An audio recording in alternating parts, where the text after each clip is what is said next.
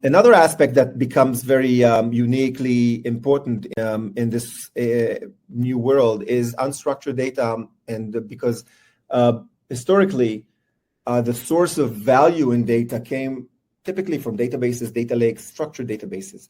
That's where the data analysts and the data scientists went to in order to build applications or analytics and things and reporting. But with GenAI, suddenly unstructured data becomes the source of data and value in the organization. So being able to catalog it and inventory unstructured data is becoming paramount in order to really get more value out of your data and build more accurate AI applications.